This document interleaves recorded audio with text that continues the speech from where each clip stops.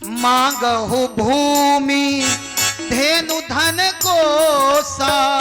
मांगहु भूमि धेनु धन कोसा। भूमि में भी 2 अक्षर, धेनु में भी 2 अक्षर, धन में भी 2 अक्षर और कोसा में भी 2 अक्षर। सर्वस देहु आज सहरोसा। सर्वस देहु आज सहरोसा। मैं अपना सर्वस्व सहर्ष दे सकता हूं। किसी ने कहा होगा महाराज दशरथ, आप जो देने की बात कर रहे हैं ये बाहर की वस्तुएं हैं, आप अपना क्या दोगे? तो दशरथ जी ने कहा हमारे पास 2 हैं। देह प्राण ते प्रिय कछु नाही। देह प्राण ते प्रिय कछु नाही। देह और प्राण, देह में भी 2 अक्षर और प्राण में भी 2 अक्षर। देह प्राण ते प्रिय कछु नाही। देह प्राण ते प्रिय कछु नाही। सो मुनि देवु निमिषे कमाही। सो मुनि देहु निमिषे कमाही। एक निमिष मात्र में मैं अपना शरीर दे सकता हूं। आप मांगो तो अपने प्राण दे सकता हूं, सब दे सकता हूं, लेकिन महाराज क्षमा कर देना, राम देत नहीं बनत गोसाई। राम देत नहीं बनत गोसाई। राम देत नहीं बनत गोसाई। राम देत नहीं बनत गोसाई। राजा दशरथ ने राम देने से मना कर दिया। एक है राजा दशरथ जो सब देना चाहते लेकिन राम नहीं देना चाहते, और एक हम हैं बोले सब मिल जाए चाहे राम छूट जाए। किसी से कहो महाराज पूजा किया करो, तो लोग कहते हैं महाराज जी समय नहीं है। लोग कहते समय नहीं है, हम पूजा करें तो कब करें? मेरे भाई जिसने जीवन दिया उसी के लिए समय नहीं। राजा दशरथ ने कहा हम राम नहीं दे सकते, और आज हमको राम लेने में शर्म आती है, राम नाम लेने में शर्म आती है, राम राम कहने में शर्म आती है। आप विचार करो, आप रास्ते में जा रहे हो, आपको 2 मूर्तियां दिखाई पड़े, सड़क पर पड़ी हुई 2 मूर्तियां दिखाई पड़े, एक राम की एक रावण की, कौन वाली उठाओगे? राम वाली। लेकिन अगर राम की मूर्ति मिट्टी की हो और रावण की मूर्ति सोने की हो, तब देखना पड़ेगा, कोई न देखे तो रावण वाली दबा दे। राजा दशरथ कहते हैं राम नहीं दे सकता, इसके बदले चाहे जो ले जाओ। सब सुत प्रिय मोही प्राण की नाई। सब सुत प्रिय मोही प्राण की नाही। राम देत नहीं बनई गोसाई। राम देत नहीं बनई गोसाई। राजा दशरथ ने कहा हमारे राघव इतने कोमल हैं राम जी। नव कंज लोचन कंज मुख कर कंज पद कंजारुणम।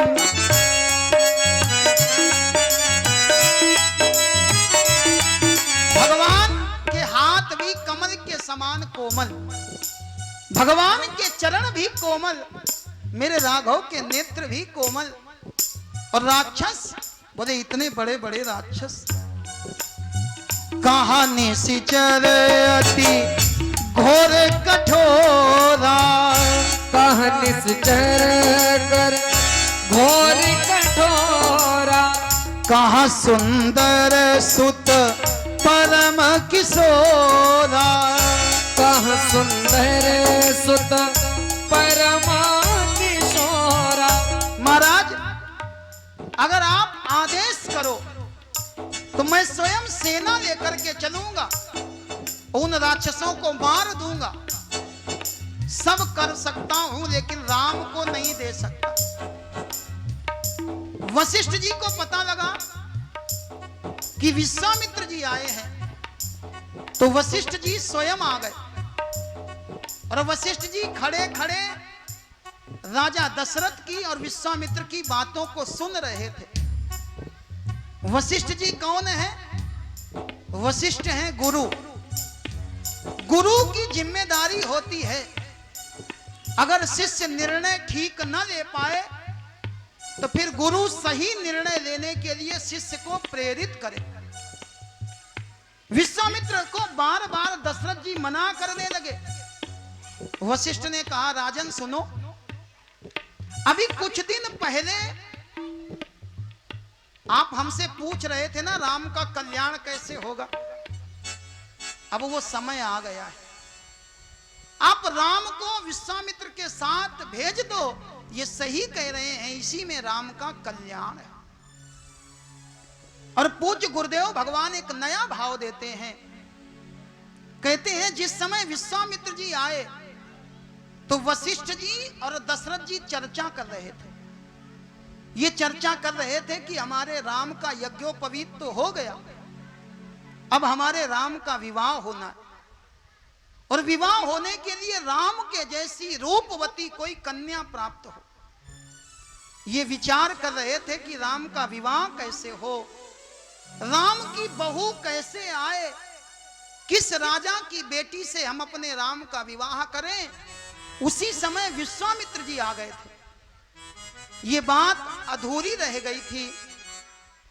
आज जब विश्वामित्र ने राम को मांगा तो गुरुदेव वशिष्ठ ने कहा, राजन सुनो, तुम पूछ रहे थे ना राम की बहू कैसे आएगी, तुम्हें कुछ नहीं करना है, राम को विश्वामित्र के साथ भेज दो, और जब राम जी लौट करके आएंगे तो अकेले नहीं आएंगे, बहू को साथ में लेकर के आएंगे। बहू किस विधि से आए, यही वशिष्ठ जी समझाने लगे। तब वशिष्ठ बहु विधि समझावा, तब वशिष्ठ बहु विधि समझावा।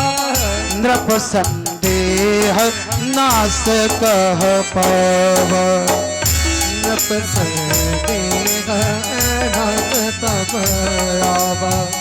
वशिष्ठ जी ने समझा दिया। राजा दशरथ प्रसन्न हो गए, दोनों पुत्रों को बुलाया, और किसको किसको बुलाया, आवाज लगाई राम को, और राम के पीछे पीछे लक्ष्मण भैया अपने आप चले आ गए। अति आदर तो तनय बुलाए, अति आदर दो तनय बुलाए। दोनों पुत्रों को हृदय से लगा लिया। हृदय लाय बहु भांति सिखाए, हृदय लाय बहु भांति सिखाए। दोनों पुत्रों को सिखाया। क्या सिखाया? बोले आज से तुम विश्वामित्र जी के साथ में जा रहे हो, गुरुदेव भगवान की आज्ञा से जा रहे हो, सदैव इनकी सेवा करना, ये जो आदेश दे उस आदेश का पालन करना, कभी भी इनका अपमान मत करना। राजा दशरथ ने दोनों पुत्रों को सिखा करके समझा करके भेजा। राजा दशरथ ने सोचा गुरुजी कह रहे हैं कि राम जी जाएंगे तो बहू लेकर के आएंगे, और कहीं ऐसा ना हो राम जी के विवाह की बात पक्की हो और बात इस बात पर रुक जाए कि पिताजी साथ में नहीं है, बिना पिताजी से पूछे कैसे विवाह हो। तो राजा दशरथ ने कहा विश्वामित्र जी सुनो, आज से आपको एक जिम्मेदारी और दे देते हैं। मेरे प्राण नाथ सुत दो, मेरे प्राण नाथ सुत दो, मेरे प्राण नाथ सुत दो, मेरे प्राण नाथ सुत दो। ये राम लक्ष्मण ये दोनों मेरे प्राण हैं, ले जा रहे हो। और आज से जब तक इनको लौट आर करके नहीं लाओगे तब तक इनके पिता हम नहीं हैं। विश्वामित्र ने कहा फिर इनके पिता कौन? तो राजा दशरथ ने इशारा कर दिया, तुम मुनि पिता आन नहीं को, तुम मुनि पिता आन नहीं को, तुम मुनि पिता आन नहीं को। आज से इनके पिता आप हैं। विश्वामित्र राम लक्ष्मण को लेकर के चले। राम लक्ष्मण विश्वामित्र जी की आज्ञा से गए हैं, माताओं को प्रणाम किया और चल दिए। जिस समय चले तो गोस्वामी तुलसीदास जी लिखते हैं, अयोध्या से कौन चला? पुरुष सिंह दो वीर हरसि चले मुनि भय हरन, हर्ष चले मुनि भय हरन, हरसि चले मुनि भय हरन, हर्ष चले मुनि भय हरन। पुरुष सिंह दो वीर, पुरुषों में जो सिंह के समान ऐसे दोनों वीर चले हैं। और विश्वामित्र जी को राम लक्ष्मण मिले तो विश्वामित्र जी को यह नहीं लगा कि हमको राम लक्ष्मण मिले। श्याम गौर सुंदर दो भाई, श्याम गौर सुंदर दो भाई, विश्वामित्र महानिधि पाई, विश्वामित्री महानिधि पाई। अष्ट सिद्धियां होती हैं, 9 निधियां होती हैं। और विश्वामित्र को राम लक्ष्मण मिले तो विश्वामित्र को लगा हमको निधि नहीं मिली। विश्वामित्र महानिधि पाई, विश्वामित्र महानिधि पाई। और विश्वामित्र ने कहा हम जान गए कि भगवान का अवतार जिस कारण से हुआ है वो जरूर पूरा होगा। भगवान का अवतार किसके लिए हुआ? विप्रधेनु सुर संत हित लीन मनुज अवतार, लीन मनुज अवतार, लीन मनुज अवतार, लीन मनुज अवतार। भगवान का अवतार पहला कारण विप्र ब्राह्मणों के लिए। और विश्वामित्र ने कहा हमने स्पष्ट देखा है मेरे लिए प्रभु ब्रह्मण्य देव मैं जाना, प्रभु ब्रह्मण्य देव मैं जाना, मोहिनीति पिता तजौ भगवाना, मोहिनी पिता तजौ भगवाना। भगवान इतने बड़े ब्राह्मण वत्सल हैं कि मेरे लिए भगवान ने अपने पिता का भी त्याग कर दिया। विश्वामित्र राम लक्ष्मण को लेकर के जा रहे हैं, मार्ग में ताड़क वन पड़ा।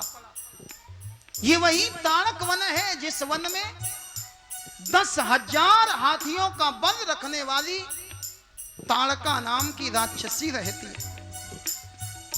महात्मा जा रहे थे, महात्माओं के चलने की चरणों की ध्वनि हुई, आगे आगे विश्वामित्र के चरणों की ध्वनि, पीछे पीछे राम लक्ष्मण के चरणों की ध्वनि ताड़का को सुनाई पड़ा। इस रास्ते से कोई नहीं आता था, लेकिन आज विश्वामित्र जी राम लक्ष्मण को लेकर के जा रहे थे, आवाज सुनाई पड़ी, चले जात मुनि दीन दिखाई, चले जात मुनि दीन दिखाई। तब ताड़का क्रोध करी धाई, तब ताड़का क्रोध करी धाई। चले जात मुनि दीन दिखाई, चले जात मुनि दीन दिखाई। तब ताड़का क्रोध करि धाई, तब ताड़का क्रोध करि धाई। ताड़का आ गई है, मुंह फैला दिया, राम लक्ष्मण को पकड़ने के लिए आगे बढ़ी। विश्वामित्र ने इशारा कर दिया, राम तुम्हारा अवतार किसके लिए हुआ? राम जी ने कहा हमारा अवतार हुआ है धर्म की स्थापना के लिए, अधर्म का विनाश करने के लिए। विश्वामित्र बोले ये ताड़का राक्षसी है, इसको मार दो। राम जी ने बाण निकाला, एक ही बाण प्राण हर लीन्हा, एक ही बाण प्राण हरि लीना। एक बाण मारा, ताड़का के प्राणों का हरण कर दिया। फिर विचार किया भगवान ने, जब हमारा अवतार हुआ था तो लोगों ने क्या गाया था? भय प्रगट कृपाला दीन दयाला कौशल्या हितकारी। भय प्रगट कृपाला दीन दयाला कौशल्या हितकारी। हमारा नाम बताया था, बोले दीन दयाला। भगवान बोले हम हैं दीन दयाल। और ये ताड़का बोले ये है दीन। एक बाण से प्राण हरण कर दिया और उसके बाद एक ही बाण प्राण हरि लीन्हा, एक ही बाण प्राण हरि लीना। दीन जानित ही निज पद दीन्हा, दीन जानते ही निज पद दीन्हा। एक ही बाण प्राण हर लीन्हा, एक ही बाण प्राण हरि लीना। दीन जानित ही निज पद दीन्हा, दीन जानते ही निज पद दीन्हा। दीन जानते ही निज पद दीन्हा। भगवान के द्वारा ताड़का का वध हो गया। ताड़का को दीन जान करके भगवान ने अपना परम धाम प्रदान कर दिया। विश्वामित्र जी राम जी को पहचान गए और इन्होंने राम जी को विद्या प्रदान कर दी। इन्होंने राम जी को वो विद्या प्रदान करी जिस विद्या के प्रभाव से भूख और प्यास नहीं लगती। आज भी हिमालय की कंदराओं में ऐसे ऐसे महात्मा हैं जो महात्मा बिना भोजन के, बिना पानी के वर्षों बैठे रहते, उनको वो विद्या प्राप्त है। राम जी को विद्या प्राप्त हुई। रात्रि में राम जी ने विश्राम किया, सवेरा हुआ। सवेरा होने के बाद राम जी ने विश्वामित्र जी को बुलाया, हाथ जोड़े और कहा महाराज जिस काम के लिए हमको लाए हो वो कार्य प्रारंभ करो। विश्वामित्र जी ने कहा हम आपको क्यों लाए? राम जी कहने लगे आप लाए हैं यज्ञ करने के लिए। प्रात कहा मुनि सन रघुराई, आप यज्ञ की वेदी सजाओ और निर्भय यज्ञ, किसी भय को मन में लाओ ही नहीं, निर्भय होकर के यज्ञ करो तुम जाई। राम जी ने आदेश किया, विश्वामित्र ने यज्ञ की मंडली को सजाया है। यज्ञ मंडप जो बंद हो गया था, आज अरणि मंथन के द्वारा पुनः उसमें अग्निदेव का प्राकट्य किया गया। आहुतियां पड़ने लगी और राम लक्ष्मण धनुष बाण लेकर के यज्ञ की रक्षा करने लगे। राम और रावण में ज्यादा अंतर नहीं है। राम और रावण में ज्यादा अंतर नहीं है। जो यज्ञ करने के लिए प्रेरित करे वो है राम, और जो यज्ञ में बाधा पहुंचाए उसको रावण कहते हैं। राम जी कहते हैं निर्भय यज्ञ करो तुम जाई, और रावण कहता है दिक द्विज भोजन मकहोम सराधा, इनमें जाए करो तुम बाधा।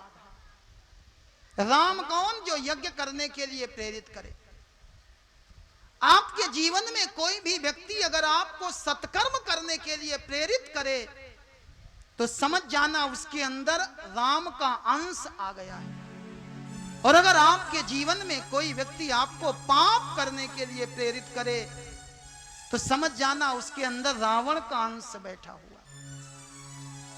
विश्वामित्र ने यज्ञ प्रारंभ किया और जैसे ही यज्ञ के स्वाहा स्वाहा की ध्वनि हुई, मारीच आ गया, अनेक प्रकार के राक्षस आ गए और आकर के यज्ञ में बाधा करने लगे।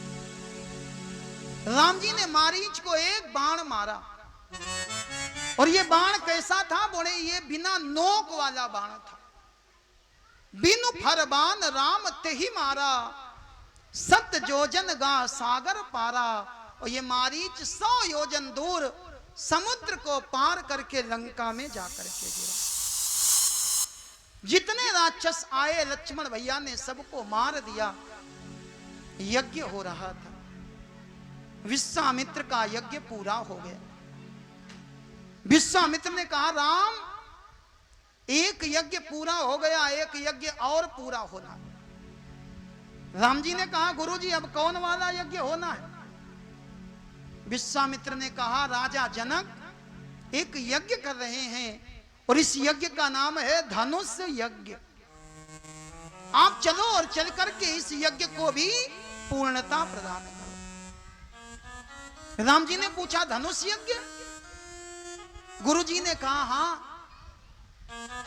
राजा जनक के पास भोले बाबा का एक धनुष है और राजा जनक ने प्रतिज्ञा कर रखी है जो इस धनुष को उठाएगा उसी के साथ में वो अपनी बेटी सीता का विवाह करेंगे। राम चलो और चल करके उस धनुष यज्ञ को पूर्णता प्रदान करो।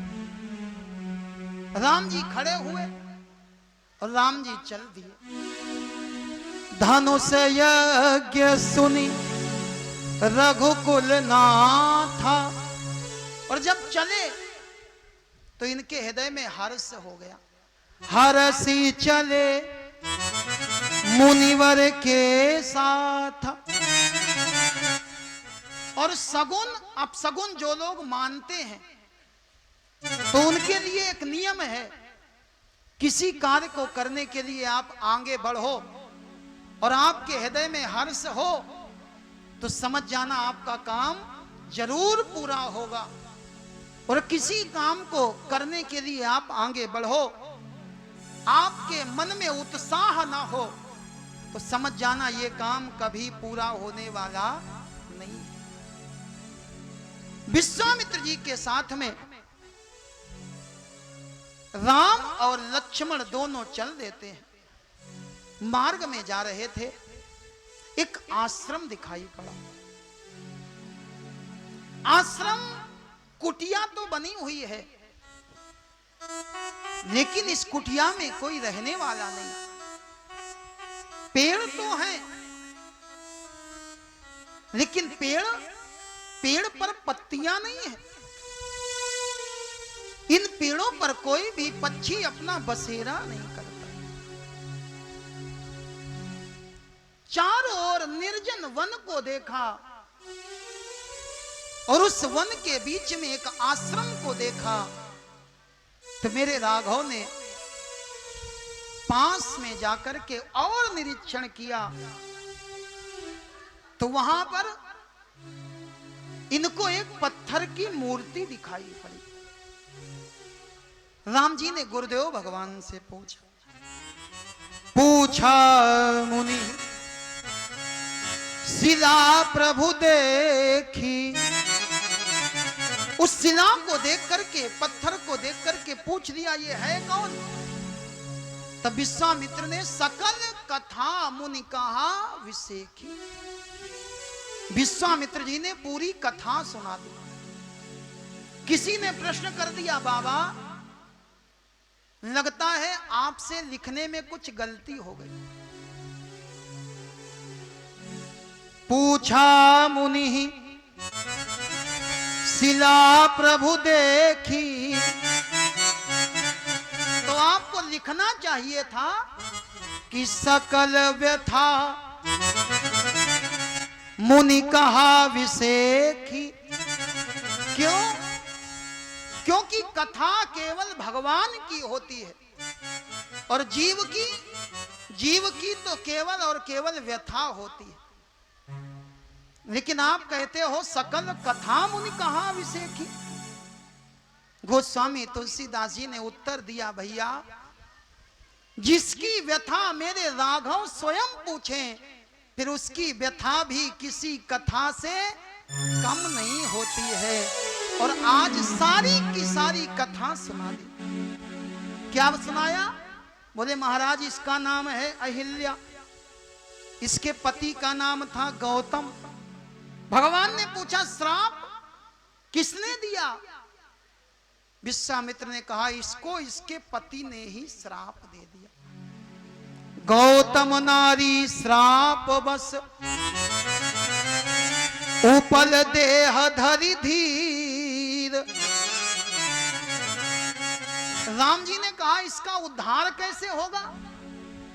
तो गुरुदेव विश्वामित्र बोल पड़े, चरण कमल रज चाहती,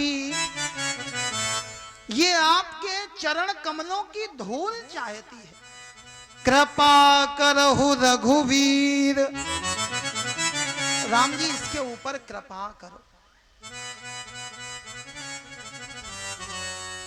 और कोई होता तो विचार करता हम क्षत्रिय हैं और ये ब्राह्मण पत्नी है, अगर हमारे चरणों की धूल इसके ऊपर पड़ी तो हमको नरक जाना पड़ेगा।